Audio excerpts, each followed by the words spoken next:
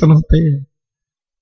आपको पता चलेगा कि कितने भाव से, कितने कितने विधि और विधान से, कितने वास्तु को ध्यान में रखते हुए गौशाला का निर्माण किया गया है।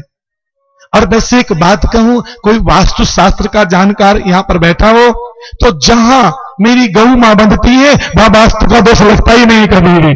आपके घर में वास्तु का दोष हो और वो कह रहे हो कि इसको तोड़ो उसको फोड़ो, वहां लाकर अपनी एक गौ मां बांध लेना आंगन में, बाबा कोई वास्तु दोष नहीं लगेगा, कोई वास्तु दोष नहीं लगेगा।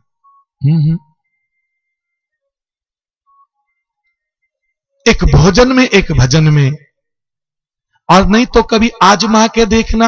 हरिद्वार जाओ ना दोनों पति पत्नी, तो अभोर से बैठना ट्रेन में और कहना बस मेरी पत्नी का टिकट चाहिए, मेरा नहीं चाहिए। और जब कभी आगे बठिंडा या अंबाला में कोई टीटी मिले तो पूछे टिकट, बोले नहीं हमारी पत्नी के पास है, काम चल जाएगा। है काम चलने वाला नहीं है। तो जैसे टिकट जिसके पास होता है, रेल की यात्रा करने में आसानी होती है और जिसका टिकट उसी के काम आता है। बाबा जब परमात्मा की लंबी सफर करोगे, लंबी यात्रा करोगे, तो भजन रूपी टिकट जिसके पास होगा उसी के काम आएगा। बाकी पत्नी करती वो अपने लिए करती है, पति करता वो अपने लिए करता है, बेटे करते अपने लिए करते हैं। ये गुलामी मत रहना कि कोई मेरे लिए करता है। भोजन में कोई प्रतिनिधि काम नहीं आता, भजन करने में कोई प्रतिनिधि काम नहीं आता। एक लगन, जिसकी शादी हो ना, जिसका विवाह हो, जब तक वो नहीं जाएगा तो काम पार नहीं होता। जिसकी लगन है वो जाएगा। विवाह में प्रतिनिधि काम नहीं आता, स्वयं जाना पड़ता है। और एक महाराज मरण में ऊपर से जिसका बुलावा आएगा, हां वही जाएगा, दूसरा कोई नहीं जाएगा।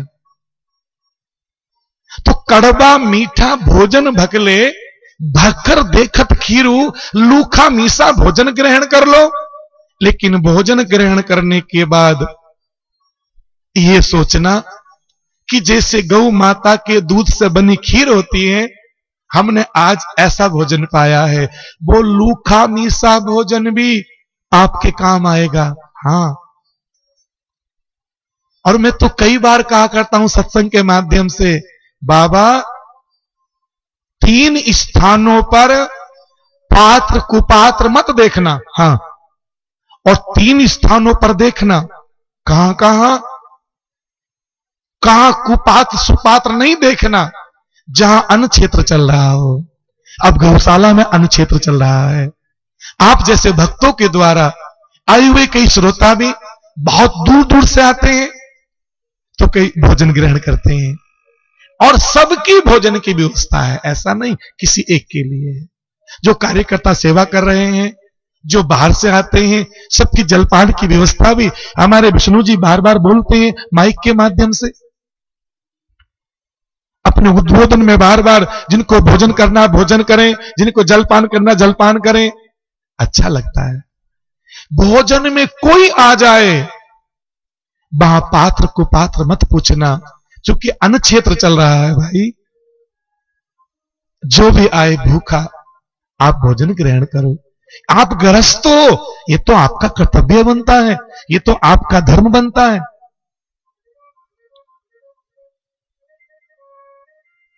दूसरा, कोई सर्दी में सिकुड़ रहा हो, कोई सर्दी में कांप रहा हो और आपके घर आकर कहे मां जी, बाबा जी, सर्दी में कांप रहा हूं, कोई वस्त्र मिलेगा? उससे कोई ओढ़ने के लिए वस्त्र दे देना। पात्र को पात्र मत देखना बाबा, आप सदग्रस्त हो। हमारे 4 आश्रम हैं, ब्रह्मचर्य आश्रम, गृहस्थाश्रम, वानप्रस्थाश्रम और संन्यास आश्रम।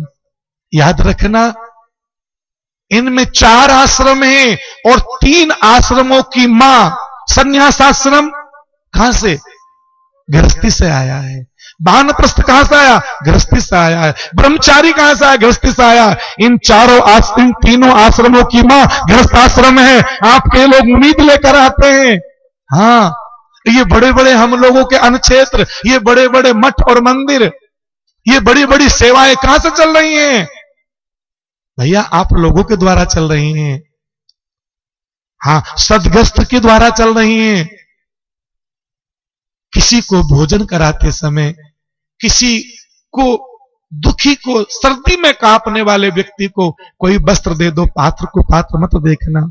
और हां, कोई बेचारा बीमार आ जाए और कहे बाबूजी वो मैं बीमार हूं, और डॉक्टर साहब तो फीस लेते हैं हाथ देखने की, और मेरे पास दवाई को पैसे नहीं है, उस समय पात्र को पात्र मत देखना बाबा, उसको औषधि दिलवा देना, उसकी मदद कर देना, उसकी सहायता कर देना आपका परम कर्तव्य है, आपका परम दायित्व बनता है।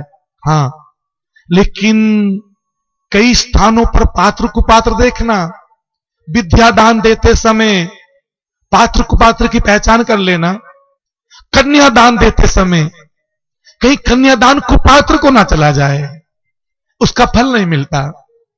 कन्यादान के लिए पात्र सुपात्र देखना चाहिए। और हां, एक मेरा गौदान, मेरी गौ मां को किसी को दान दो, जरूर देना बाबा। गौ दान देने की बड़ी महिमा शास्त्रों में कही गई है, बड़ी महिमा गाई गई है गौ दान के। लेकिन कुपात्र को दान दे दी, आगे किसी को उसने कसाई को बेच दी तो उल्टा पाप लग जाएगा, गाय भूखी रखी तो पाप लग जाएगा, गौ का संरक्षण न कर पाए तो आपको पाप लग जाएगा। गौ माता किसी सुपात्र को दान देना जो गौ मां की सेवा कर सके, जो गौ मां का आदर कर सके, उसे गौ मां दान में देना। और एक महाराज भूमि दान महादान कहा गया है। ये जो मैं दान की बात बता रहा हूं, ये महादान है।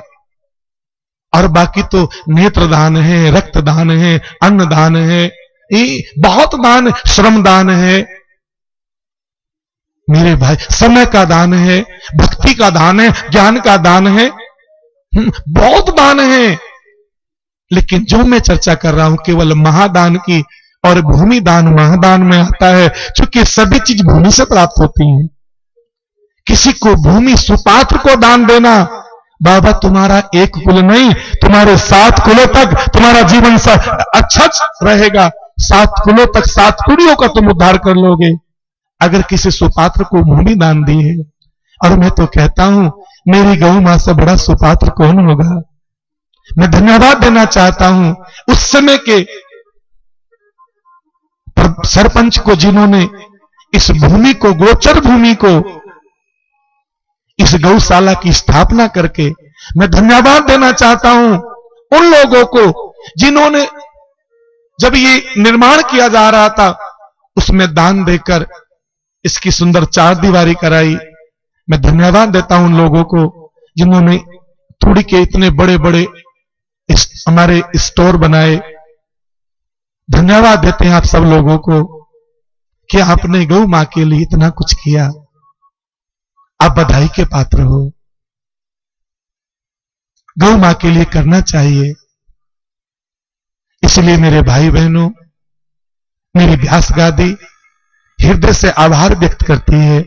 आप जानते हो सितो बिल्कुल छोटा सा है, और उस सितो में भी जो अपने चौराहे के आसपास में छोटी सी मार्केट है, कोई बहुत बड़ी मार्केट नहीं है, लेकिन फिर भी महाराज ये छोटी सी मार्केट से हमें 15 लाख रुपए आ चुके हैं इस गौशाला के लिए। 15 लाख रुपए अब तक दे चुके हैं सितो की मार्केट के लोग। और इतना नहीं, कल तो हमारे कोई एक सज्जन आए थे, महात्मा जी हमने अब संकल्प लिया है कि हम 50,000 रुपए हर महीने गौशाला को देंगे ताकि गौ मां की सेवा हो सके। बहुत बड़ा कार्य किया है। छोटे सा बाजार है और छोटे से उस बाजार के लोगों ने कितना बड़ा काम किया है। हर महीने 50,000 रुपए गौशाला में बहुत बड़ा खर्च होता है। औषधि भी आती है, चारा भी आता है, यहां सेवादार सेवा भी करते हैं। बहुत बड़ा खर्च है गौशाला का, ऐसे ही गौशालाएं चला करती हैं। इतना ही नहीं, कल हम कथा कह रहे थे तो गुवाहाटी में किसी ने कथा सुनी और गुवाहाटी में कथा सुनकर चमारखेड़ा में हमारे सुरेश भैया हैं मांझू, उनके बेटे सचिन बिश्नोई और उनके भी अपने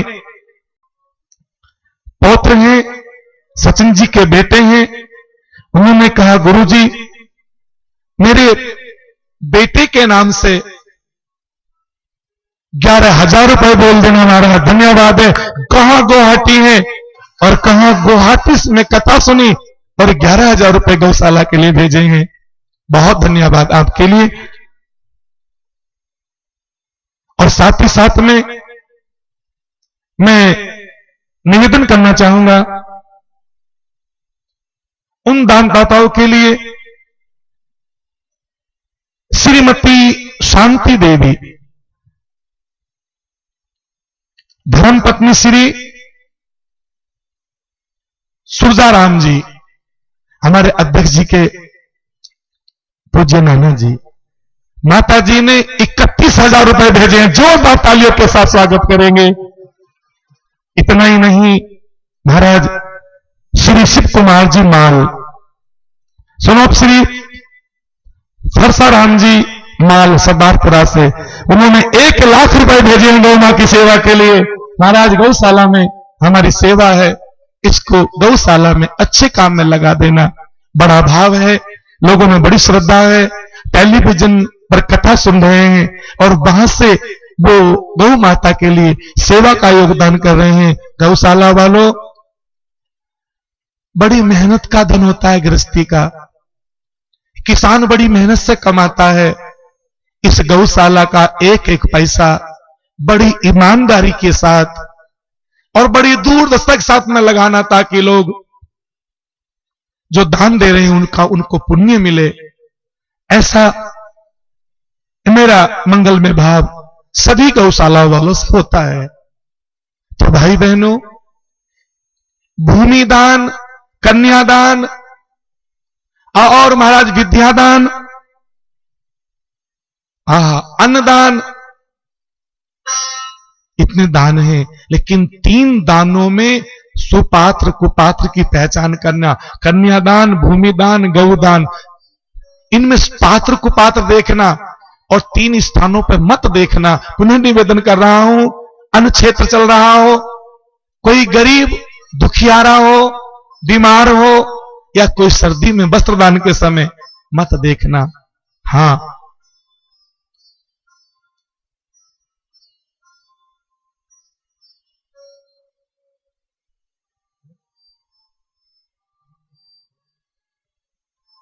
हमारे आज के मुख्य अतिथि, जैसा कि आपको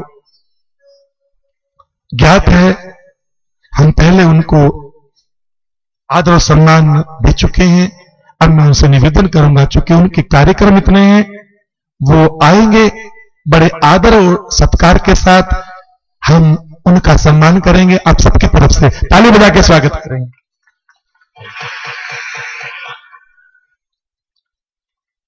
वाह, हमारे बीजेपी के पूर्व अध्यक्ष हैं और हमेशा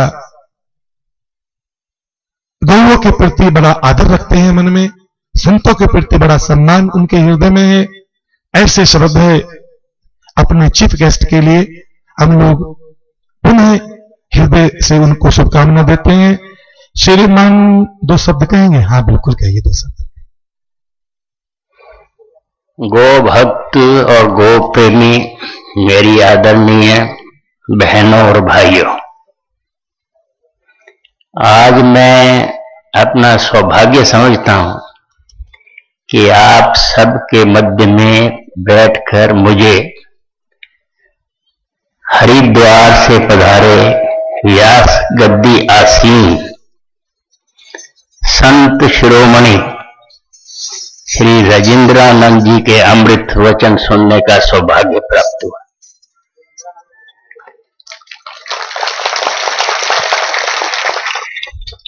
देश में बहुत ही विरले लोग हैं जो इतनी सरलता से, हृदय की गहराइयों से और अपने जीवन के तजर्बे के आधार पर बोलते हैं। मैं भी देश भर में घूमता रहा हूं, विदेशों में तो नहीं मैं गया। बड़े संदेश आते रहते हैं, हमारे बच्चे भी हैं, लेकिन मैं अपनी मातृभूमि के प्रति इतना मेरी गाढ़ श्रद्धा है कि यही मैं प्रेफर करता हूं।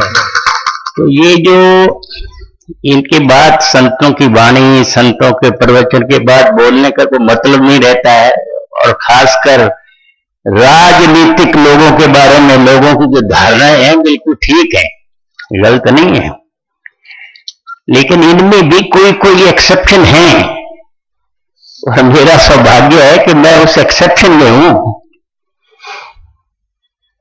मेरा बेटा Navdeep Renwa senior IAS officer है, तो मेरठ के अंदर एक कमीला, क्या है कमीला कहते हैं वहां, तो स्लॉटर हाउस अंग्रेजी में कहते हैं, गोवधशाला हिंदी में कहते हैं, वो कोई 100 साल से चल रहा था और बड़े प्रयास हुए कि बंद कराया जाए, लेकिन उसका सौभाग्य था कि उसके वक्त वो मामला आ गया और मैं गया हुआ था।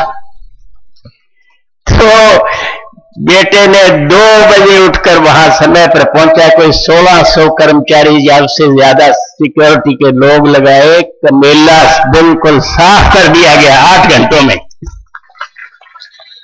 उसकी पैरवी के लिए बड़े बड़े लोग, वो जो बड़े मालिक रहते हैं, सारी दुनिया को कैसे घुमा देते हैं, पूरे प्रयास किए गए, लेकिन वो बिल्कुल एस्टेब्लिश हो गया कि ठीक ढंग से सारा काम हो गया, खत्म हुआ। मुझे बड़ा खुशी हुई। मेरा दूसरा बेटा संदीप यहां पर आपसे परिचित है, देश ये पंजाब प्रदेश का सेक्रेटरी है, काम करता रहता है। उसको गौशाला के काम में बड़ी रुचि रहती है। तो हमारे आजकल अविनाश राय खन्ना, आप लोग पढ़ते होंगे, अखबार भी देखते हैं, टीवी, बड़े राजस्थान के प्रभारी हैं, जम्मू कश्मीर के प्रभारी हैं, भारतीय जनता पार्टी के वाइस प्रेसिडेंट हैं, सारे हिंदुस्तान में जनता पार्टी के भी जो इलेक्शन किए उसके इंचार्ज हैं, और राज्यसभा के चीफ व्हिप हैं। उनको जब भी यह दौरा कराया तो गौशालाओं में जरूर देकर जाओ, अबोहर, दौलतपुरा, जंडवाला, ये सुखचैन, और ये अभी अपनी सीटों रहते हैं, ये इसके लिए भी वो अभी दिल्ली मिलकर आया उनसे, भाई आपने यहां हमारी गौशालाओं को 18 लाख दिए, अलग अलग को थोड़े थोड़े जितने भी दिए, भाई ये जो है गौशाला, गौ सदन बहुत इंपॉर्टेंट है, और ये ऐसा इंपॉर्टेंट है कि इसके विश्वास करने वाले आप देख रहे हैं कि कितनी महिलाएं और कितने पुरुष, और 3 घंटे से मैं देख रहा हूं बैठे हुए हैं। तो भाई इसके लिए भी कुछ ना कुछ अनुदान दिया जाए। विष्णु भगवान डेली जी का मैं वैसे धन्यवाद करता हूं कि मुझे मौका दिया, चीफ गेस्ट बनाया, इतना बड़ा बनाया। कह रहे थे कि आप अनाउंस करके जाओ, तो मैंने कहा भी मेरी जबान से जो चीज निकलती है वो पूरी होती, मैं अनाउंस नहीं कर सकता। हाँ, एक बात अनाउंस कर सकता हूं कि भी यथा योग्य और जितना ज्यादा से ज्यादा होगा उसका जोर लगाएंगे, और मैं अपनी तरफ से ये अनाउंस यही करके जाता हूं कि अनुदान यहां का बड़ा अच्छा दिया जाए। बहुत अच्छा। वो आएंगे, अनुदान अच्छा दिया जाए। अब बहुत मौके पर कुछ चीजें कहनी चाहिए। एक आजकल के युग में जो चल रहा है ना, यूनान, मिस्र और रोमा सब मिट गए जहां से। कुछ बात है कि ऐसी हस्ती मिटती नहीं हमारी, दुश्मन रहा है दौरे ज़मां हमारा। हजारों सालों की गुलामी के बाद भी हिंदुस्तान की संस्कृति, सभ्यता, हिंदुस्तान का विश्वास, ये जो नहीं मिटा है, इसके पीछे क्या कारण है? ये संत शिरोमणि जी ने इशारा कर दिया, बता दिया सब कुछ के यही कारण है। गौ भक्ति, गंगा, गायत्री, तो हमारी जो 3 माताएं हैं, अपने जन्म देने वाली माता, फिर भारत माता, फिर गौ माता, ऐसे थोड़ा ही कहा। कई लोग विश्वास नहीं करते, सामने कैसे कृष्ण जी आ गए, सेवा के लिए कैसे आ गए। जिन लोगों ने जीवन में तप त्याग तपस्या की है, उनको दृष्टि में साफ नजर आता है कि ये हो रहा है, ये हो रहा है, ये होगा, ये होगा, ये होगा। मैं अपनी पार्टी में, भारतीय जनता पार्टी में, ये विश्वास दिलाता रहता हूं कि देश का बड़ा अच्छा समय आ गया है। ये सारे देश के अंदर जो उथल पुथल हो रही है, ये बिल्कुल ऐसा ही है जैसे समुद्र मंथन हो रहा था। अच्छी चीजें आएंगी उठकर। कितने संत पार्लियामेंट के अंदर गए थे, अंधे होते हुए उनके ऊपर गोलियां चलाकर इसी बात के लिए मार दिए गए थे कि गौ हत्या बंद हो, इसका प्रयास हुआ था। हिंदुस्तान की आजादी के लिए गांधी जी ने सबसे पहले कहा, देश के अंदर हिंदी भाषा, गौवंश की जो कत्ल है इसका खत्म, और ऐसे करेंगे हम। करोड़ों दस्तखत करा के दिए गए, वो समय नहीं आया। आज वो समय आ गया है। देश की बहुत सारी स्टेट्स ने अनाउंस कर दिया है कि गौ हत्या यहां पर नहीं होगी। और इसलिए संत शिरोमणि जी के जो विचार सुनकर मुझे बड़ा जोश आया। मैं इस उम्र में बहुत कम बोलने की शक्ति रखता हूं, लेकिन आज मुझे लग रहा है कि भाई समय ऐसा आ गया है और विजय हमारी होगी।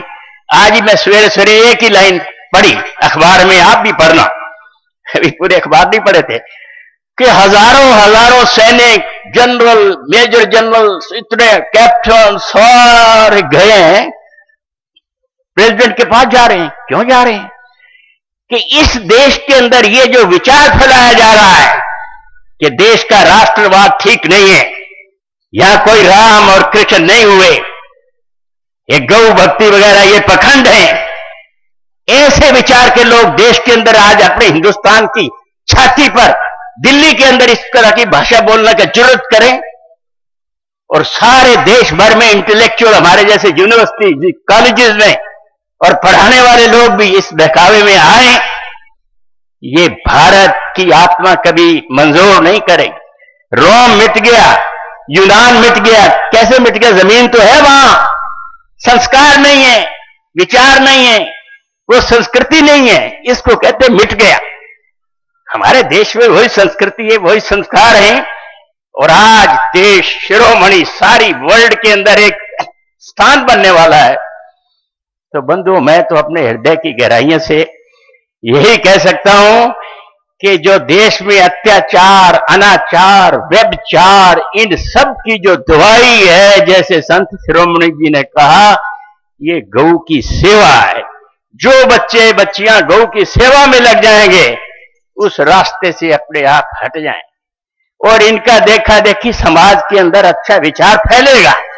ये भाई भाई की लड़ाई, ये रिश्तेदारों की लड़ाई, आपसी समाज की लड़ाइयां खत्म हो जाएंगी अगर हम इस रास्ते पर चलते रहे। बहुत बहुत धन्यवाद। श्रीमन नारायण नारायण नारायण, श्रीमन नारायण नारायण, श्री हरि नारायण नारायण नारायण, श्री हरि नारायण नारायण।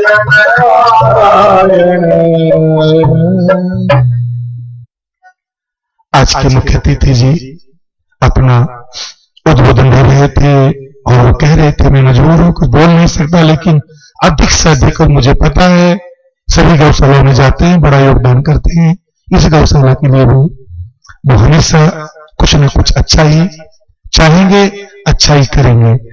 तो भाई बहनों, अपन चिंतन कर रहे थे,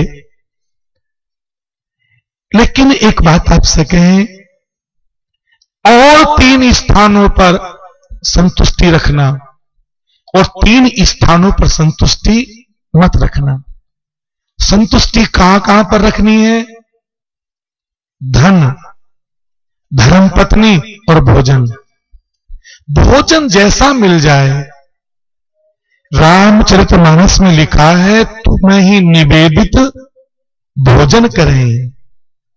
जैसा भी भोजन मिल जाए, दोनों हाथ जोड़कर, हाथ में जल लेकर, भगवान को मानसिक भोग लगाकर और मंदिर है तो भगवान को भोग लगाकर भोजन ग्रहण करना और भोजन में संतुष्ट रहना। नंबर 2, धर्म पत्नी। धर्म पत्नी कोई एक जन्म की तो होती नहीं। भगवान जाम्बू जी कहते हैं मैंने बहुत पति पत्नी के जोड़े देखे, ईश्वर और गौरी, भगवान शिव और पार्वती जैसी जोड़ी में दुनिया में नहीं देखी। प्रेम हो तो ऐसा हो जैसा भगवान शिव में और मां गौरी में। कितने जन्म हो गए एक के साथ हैं। प्रेम हो तो भगवान शिव और माता पार्वती जैसा हो। गोस्वामी जी जब रामचरितमानस लिखते तो कहते भवानी शंकरो मंदे श्रद्धा विश्वास रूप। भगवान शिव जी को विश्वास बताया और माता पार्वती को श्रद्धा बताया। यानी पति में विश्वास होना चाहिए पत्नी का। अगर पत्नी को पति में विश्वास नहीं है तो आनंद भी नहीं आएगा। हां, अपने पति में पूर्ण विश्वास हो बाबा। और पति को चाहिए पत्नी में पूर्ण श्रद्धा हो। अपनी पत्नी में श्रद्धा होनी चाहिए। इसलिए मेरा विनम्र निवेदन यही है आप सबसे भी कि धर्म पत्नी जैसी भी हो, आप बहुत पढ़े लिखे हो, धर्म पत्नी थोड़ी पढ़ी लिखी कम है, नहीं, अपनी पत्नी का सम्मान करना सीखो। और मैं कई बार कथा के माध्यम से कहता भी हूं, जिन घरों में 5 का सम्मान होता है वो घर स्वर्ग जैसा है। उस घर में मां लक्ष्मी का वास होता है। और जिन घरों में 5 को अपमानित किया जाता हो उस घर में लक्ष्मी तो कभी नहीं ठहरेगी। कौन कौन से? वयोवृद्ध, कहीं किसी घर में कोई बुजुर्ग रहते हो, कोई बूढ़ा आदमी रहता हो, उस बुजुर्ग का कभी अपमान मत करना। उस बूढ़े व्यक्ति का, उस वयोवृद्ध का कभी अपमान मत करना। उसका सम्मान करना, उसका आदर करना, कभी कभी उसके चरणों में जाकर बैठना, कभी कभी अपनी वाणी से उसके चेहरे पर मुस्कुराहट ला देना। जहां बुजुर्गों का सम्मान होता है उस घर में मां लक्ष्मी का वास होता है। किसी घर में कोई रोगी ना हो ऐसी मंगल में कामना। लेकिन अगर किसी घर में कोई रोगी हो, कोई बीमार हो, बीमार व्यक्ति को कभी अपमानित मत करना। वो दुखी है, बीमारी से जूझ रहा है, उसका मन अशांत है, वो व्याकुल है, उसका अपमान मत करना। कभी हो सके तो उसके पास बैठना, उससे कहना आप चिंता ना करें, आप पहले से तो ठीक हो गए हैं और सारा परिवार आपके साथ है। और डॉक्टर साहब तो कह रहे थे आप बिल्कुल ठीक हैं। उसके चेहरे पर जब मुस्कुराहट आएगी, वो जो रोगी मुस्कुराएगा, बस तुम्हारे घर में सुख और शांति आ जाएगी।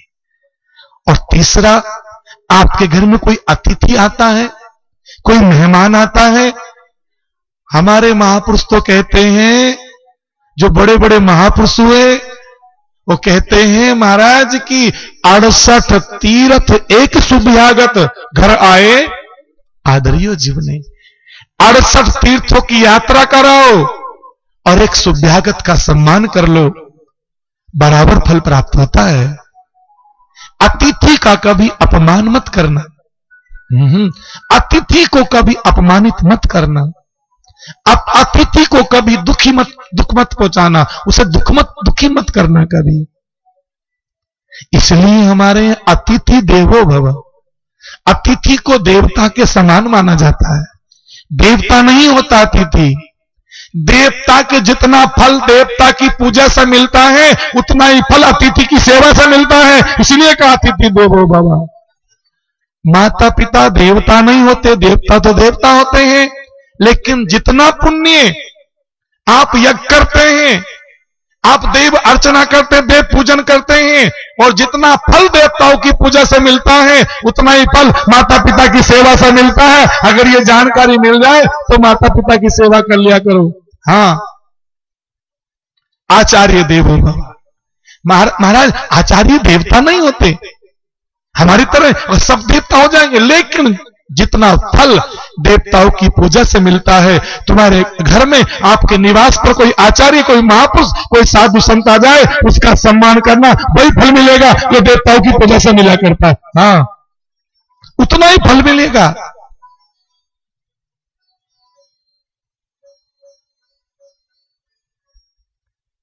इसलिए कभी अतिथि को दुख मत पहुंचाना।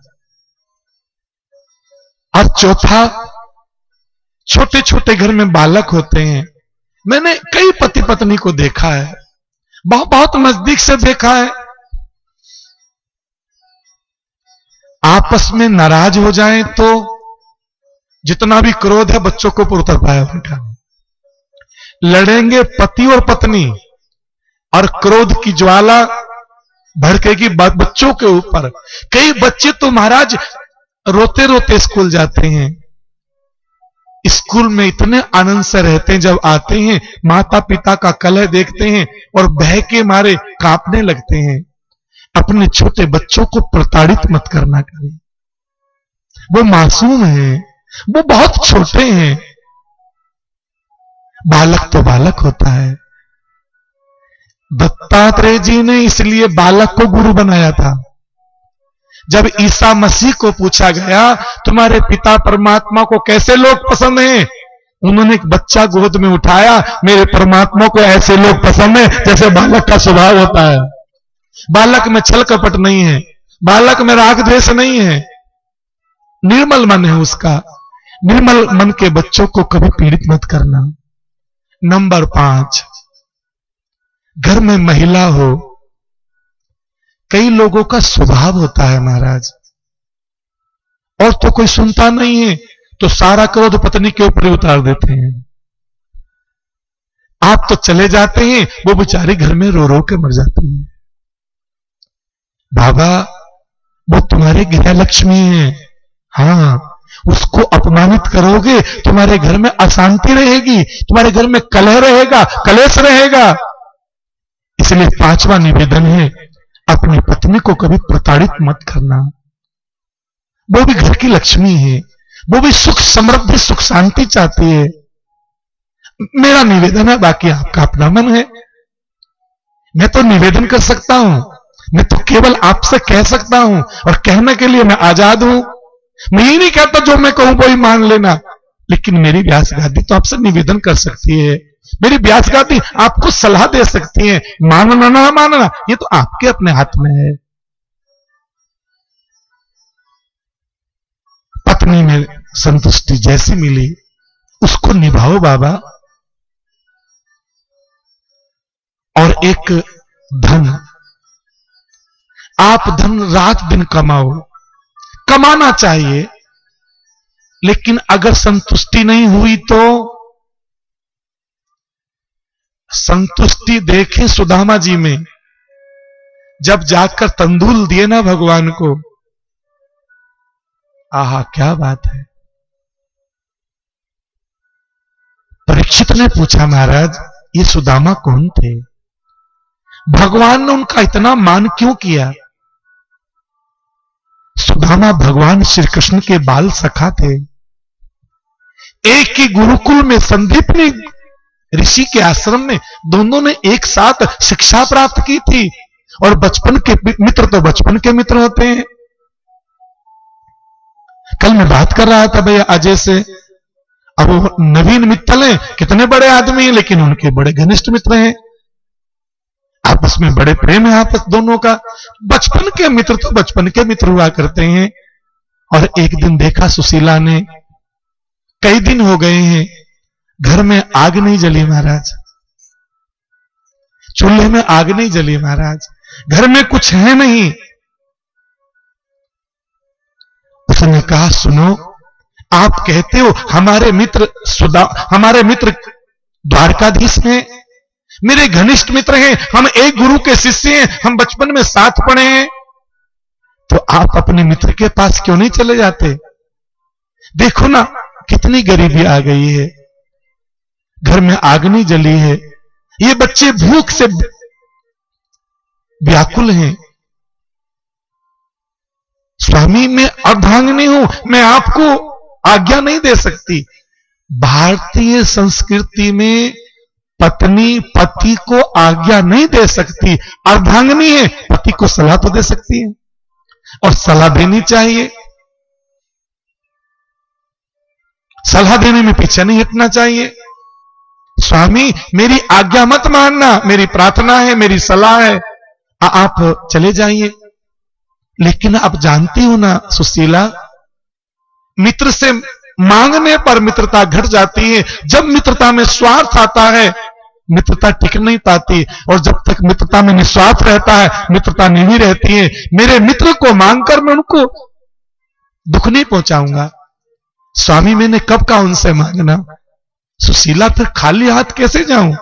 और सुशीला 4 घरों में गई, 4 मुट्ठी तंदूल, 4 मुट्ठी चावल मांग कर लाई। क्यों 4 घरों में? अरे 4 मुट्ठी चावल एक घर में मिल जाते, इसीलिए गई थी। 4 घरों में मांगूंगी, 4 तरह के चावल होंगे, और जब मेरा गोविंद उन चावलों को देखेगा तो पहचान लेगा एक घर के नहीं है, 4 घर के हैं, भीख मांगकर भेजे होंगे।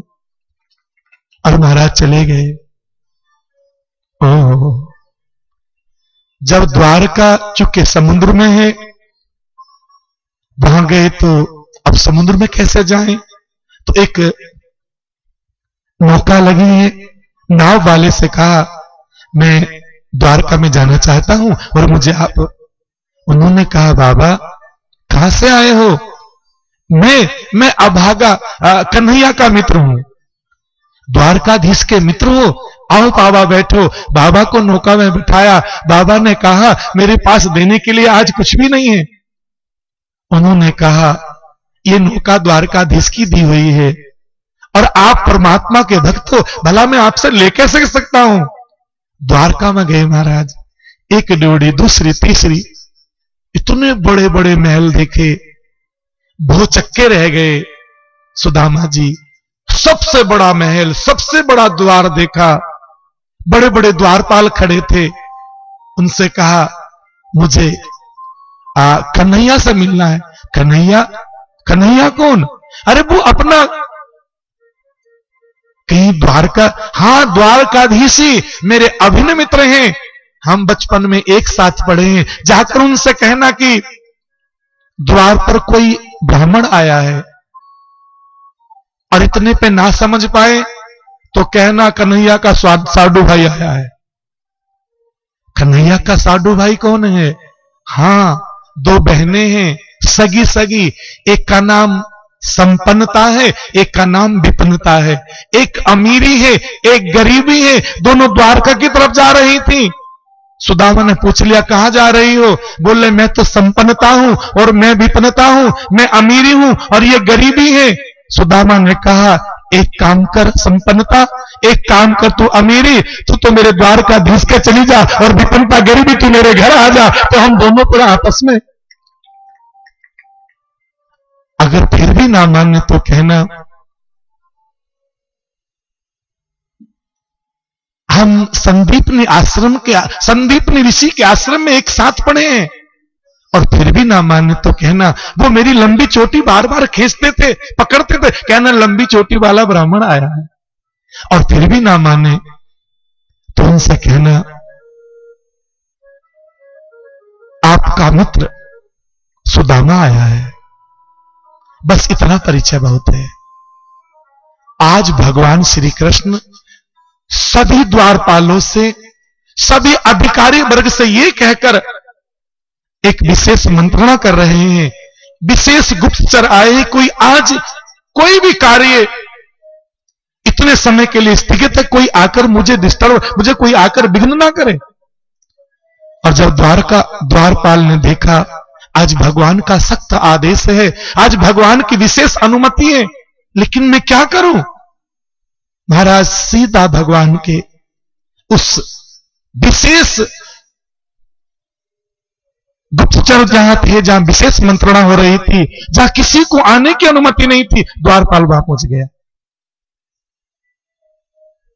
अन्नदाता देखा भगवान ने, द्वारपाल आप यहां, दाता कुछ कहने आया था, क्या आपको मेरी विशेष अनुमति प्राप्त नहीं? महाराज सब ज्ञात है मुझे, लेकिन मेरे अपराध को क्षमा करेंगे। एक ब्राह्मण आपसे मिलना चाहता है। अरे ब्राह्मण तो रोज ही आते हैं, प्रतिदिन ब्राह्मण आते हैं, कौन मिलना चाहता है? बोले ब्राह्मण हर दिन आते हैं दाता, आज ब्राह्मण है, आधी धोती बांधी हुई है और आधी धोती ओढ़ी हुई है। दाता गले में एक चंदन की माला पड़ी है, चंदन का टीका लगाया हुआ है, हाथ में माला है, हर मनके पर जय श्री कृष्ण, जय श्री कृष्ण, जय श्री, एक ही रट लगा रखी है आपके नाम की। दाता जब मैंने उसको ध्यान से देखा, उसकी एक एक पसली गिन सकते हैं, वो बड़ा पतला दुबला है। दाता जब मैंने उसके चरणों की तरफ देखा तो बड़ी बड़ी बीवाई और उनमें बड़े बड़े कांटे लगे हैं। मुझसे उनकी गरीबी देखी नहीं गई दाता। कौन है वो? कह रहे हैं कि हम उनके सखा हैं, वो द्वारकाधीश हमारे मित्र हैं। कौन है दाता? वो कह रहे थे हम दोनों एक गुरुकुल में पढ़े हैं, संदीपनी ऋषि के आश्रम में। दाता वो आपको अपना अभिमित्र कहकर बार बार भाव विभोर हो जाता है। वो कह रहे हैं कि पोरबंदर से आए हैं, बड़ी सी चोटी है उनकी, धोती बांधी है, नंगे पैर है महाराज। अब भगवान समझने लगे कहीं नाम क्या है उसका। सू तो कहा, सू कहते भगवान दौड़े, दा कहते बीच मार्ग में, और मां कहते तो भगवान वहां पर पहुंच गए थे। इतने मेरे करुणामयी दाता है। महाराज जाते ही द्वारकाधीश ने, कन्हैया ने, उस मेरे गोविंद ने, उस गिरधर गोपाल ने जाकर अपने मित्र को अपने गले से लगा लिया। याद रखना, एक संपन्नता आज विपन्नता को गले लगा रही है, और जब तक संपन्न लोग गरीबों को अपने गले नहीं लगाएंगे, ये कथा व्यर्थ रहेंगी। हमारा आपस में प्यार बढ़े, हमारा आपस में ममता बढ़े। यही तो कहा था पूज्य पाद गुरुदेव ने, सालिया हुआ मरण भय भागा, गाफिल मरना घना डरे। अरे जिसको ज्ञान हो जाता है, जिसको बोध हो जाता है, उसे मृत्यु से भय नहीं लगता, उसमें निर्भयता आ जाती है, उसमें निर्भरता आ जाती है, उसमें निर्द्वंदता आ जाती है, उसमें निश्चिंतता आ जाती है। ज्ञान होने पर ये चीजें आ जाती हैं। गाफिल मरना घना डरे, जो गाफिल है उसे मृत्यु से बहुत भय लगता है, वह बहुत डरता है मृत्यु से। जो गाफिल है, जो बेसुध है, जो भटका हुआ है। इसलिए मेरे गुरुदेव ने कहा कि सुवचन बोल सदा सुहालाली, नाम विष्णु का हरे सुनो, मीठी वाणी बोलना, सत्कर्म करते रहना, और जब अवसर मिले भगवान का नाम गुनगुनाते रहना, भगवान की कथा सुनते रहना, तुम्हारा जीवन आनंद में भर जाएगा। लेकिन खबरदार, 3 लोगों का संसर्ग मत करना, 3 लोगों का सानिध्य मत करना। बेराही बेक्रिया बनते कुमति दोरे जाए से। जो बेराही, जिन्होंने सदमार्ग छोड़ दिया है, कुमार्गी हो चुके हैं, अधर्म को अपना लिया है, पाप के साथ नाता जोड़ लिया है, उन लोगों के सामने तू नाता मत जोड़ना अपना। बेराही बेक्रिया बनते, जिन्होंने कोई क्रिया नहीं करते महाराज। और गुरुदेव तो कहते केते कारण क्रिया चुकी, केते सूरज साम्य थूकियो, केते ऊभा कांसा मांझ्या, केते छांत लूका खेच्या, केते ब्राह्मण नवत बोड़िया, केते आंबा कोरम चोरिया, केते बाणी का बनपल तोड़िया, केते जोगी का खपर फोड़िया, केते ब्राह्मण का तागा तोड़िया, केते बैर भोजन लोड़िया, केते सूबा गाय का बक्ष चोरिया, केते चरती पिपती गौ बिडारी, केते हरी पराई नारी, केते सका सहोदर मारिया, केते तिरिया सिर खड़ंग भारिया, केते फिरते दातरण कियो, केते रण में जाए, केते बाडरू की सदा पे लक्ष्मण हुए। भगवान ने कहा ये 18 दोष बताए हैं शब्दवाणी में, उनमें से केते कारण क्रिया चूको पहला दोष है।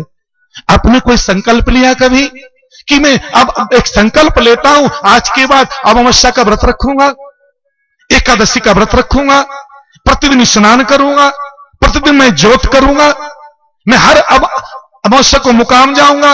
अगर कोई संकल्प लिया हो, संकल्प लेना बड़ा आसान है, संकल्प को निभाना उतना ही कठिन है। तो कोई संकल्प लिया हो और बीच में तोड़ दिया हो, दोष माना जाता है। हां, कोई संकल्प लेना मत, अगर संकल्प ले लो तो बाबा उसको निभाना। एक आदमी निभाए थे महाराज दशरथ जी ने, और जाम्बो जी कहते दशरथ सा कोई पिता ने देखो देवल देसी माई, शीत शरीर की तिरन देखियो गर्भ न करियो, ऐसा पिता कहां जैसे महाराज दशरथ थे। क्या बात है, अपने बचनों के लिए पुत्र को वनवास दे दिया, लेकिन पुत्र वियोग में जी ना सके, प्राणों को त्याग दिया महाराज। देव की जैसी मां कहां है, एक नहीं 6 पुत्र गमा दिए, और फिर भी जिंदा है, फिर भी आस है एक, फिर भी एक भावना है मन में। क्या बात है मेरे भाई बहनों, सुदामा को भगवान अंदर ले गए अंतःपुर में, जहां दूध की झाग से भी ज्यादा मुलायम, जिनकी अपना निजी सिंहासन था, भगवान ने जाकर सुदामा जी को उच्च आसन पर विराजित किया। सारी रानियां देख रही हैं, ये कौन है?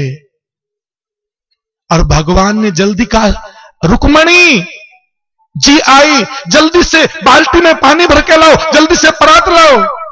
क्यों? मुझे सुदामा के चरण पखारने हैं। सुदामा क्या कर रहे हो? नहीं नहीं नहीं, ऐसा नहीं, अच्छा नहीं, सुदामा बैठे रहो। रुक्मणी जी दौड़ी दौड़ी गई, ये कौन विशेष मेहमान है, मेरे दाता उनके चरण पखारेंगे।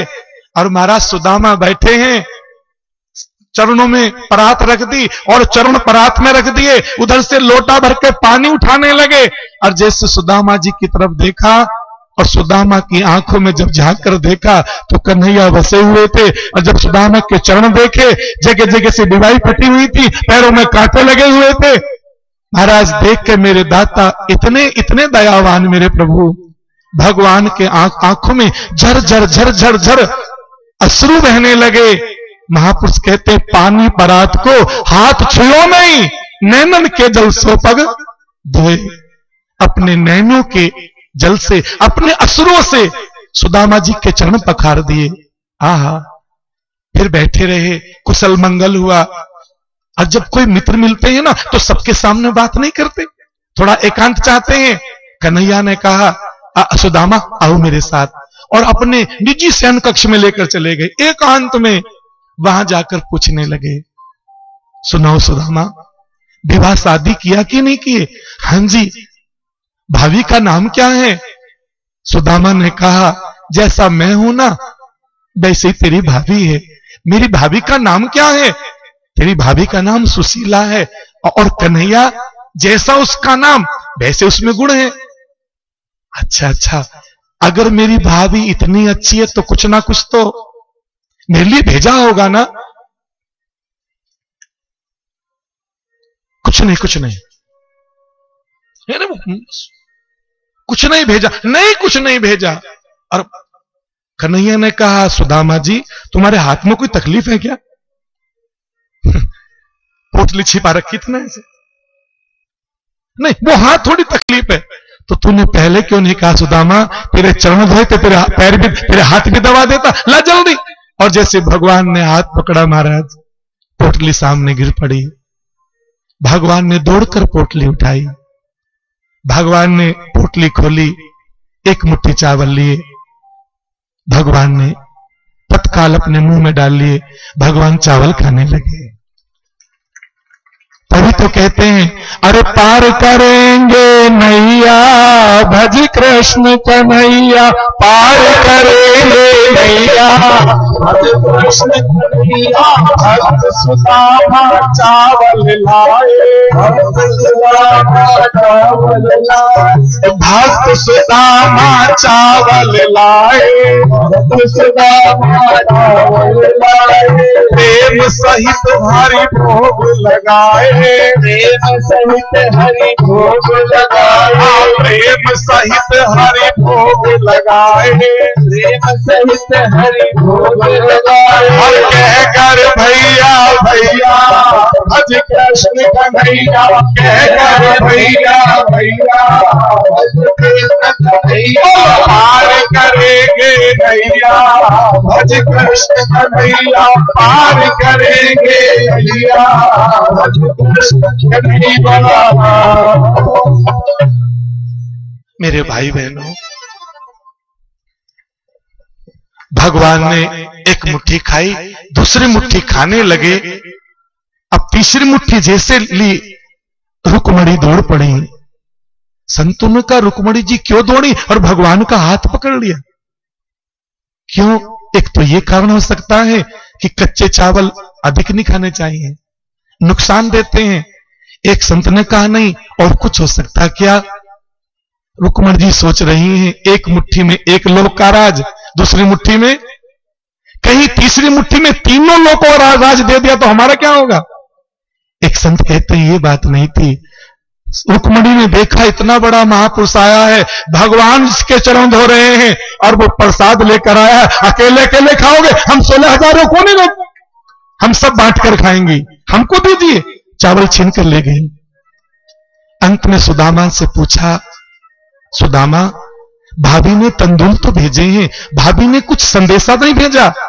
अब सुदामा को याद आया, हां कन्हैया तेरी भाभी ने एक संदेशा भेजा है। क्या संदेशा है? उन्होंने कहा कन्हैया को कहना 1 मास 2 पाख में और 2 एकादशी हो, श्याम हमारे घर में नित्य एकादशी होए। शाम को कहना हे द्वारकाधीश, 1 महीने में 2 पखवाड़े होते हैं, 2 एकादशी होती हैं, मेरे घर में तो हर रोज एकादशी। लोग तो एक दिन व्रत रखते हैं, मैं तो हर रोज, मेरे बालक हम तो हर रोज एकादशी का व्रत रखते हैं। भगवान ने संदेशा सुना, भगवान ने पीठ फेर कर रोने लगे, भगवान की आंखों में आंसू आ गए। कहने लगे सुदामा, जो भाभी ने संदेश भेजा वो मुझे मिल गया, जाकर भाभी को मेरा संदेश देना। क्या संदेश देना है बोलो? होनी सी तो हो गई, होनी थी तो हो गई, अब ऐसी ना हो, भाभी तेरे घर में नित्य द्वादशी होए। अब तेरे घर में एकादशी नहीं होगी, हर रोज द्वादशी होगी, हर रोज आनंद रहेगा। मेरे भाई बहनों, भगवान का संदेश लेकर चल पड़े सुदामा।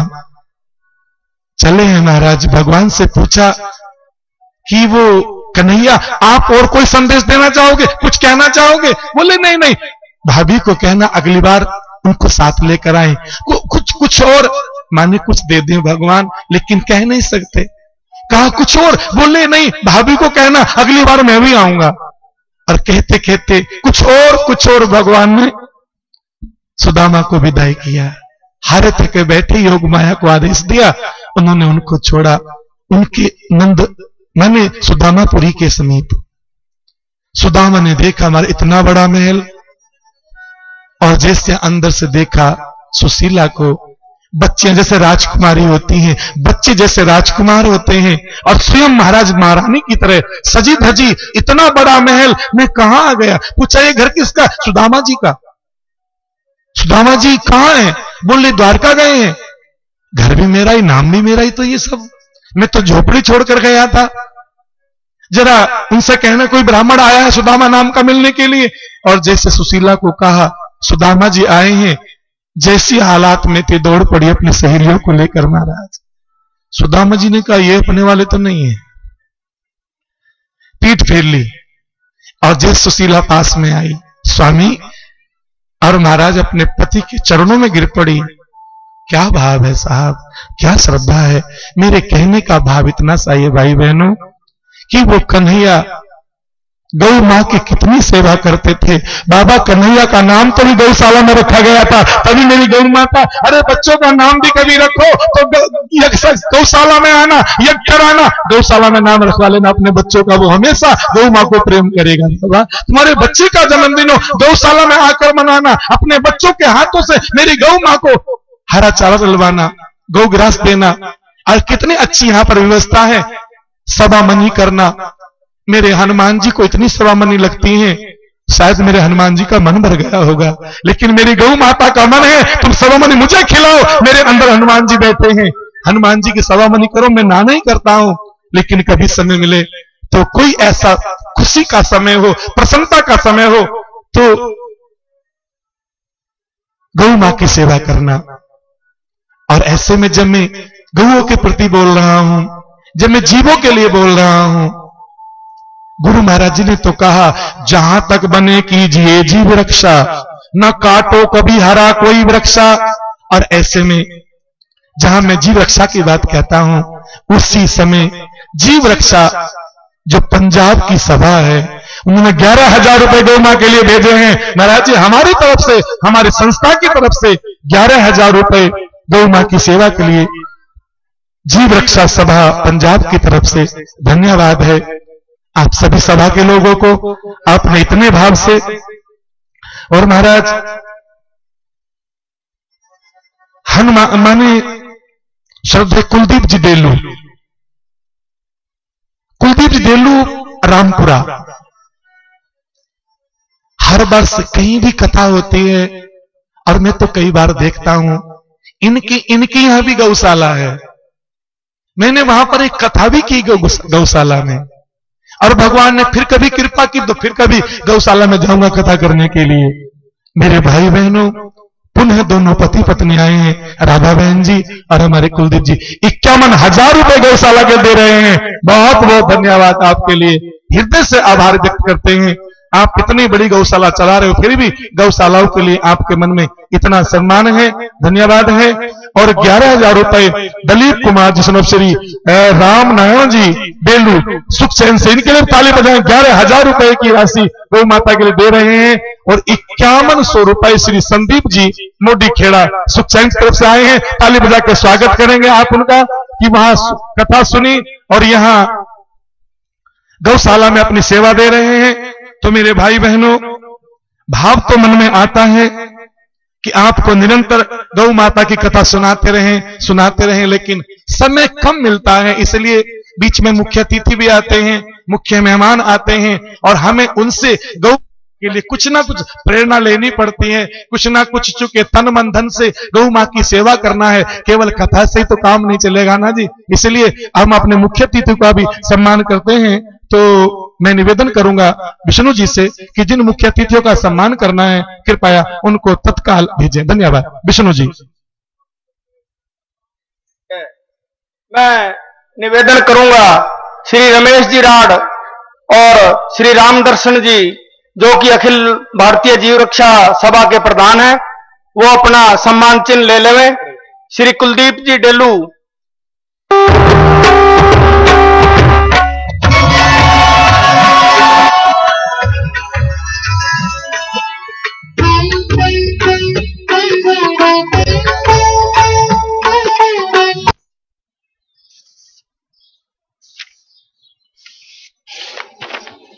यह है मेरा 1.5 साल पुराना बिजली का बिल, केजरीवाल सरकार से पहले का, 3690 रुपए का है।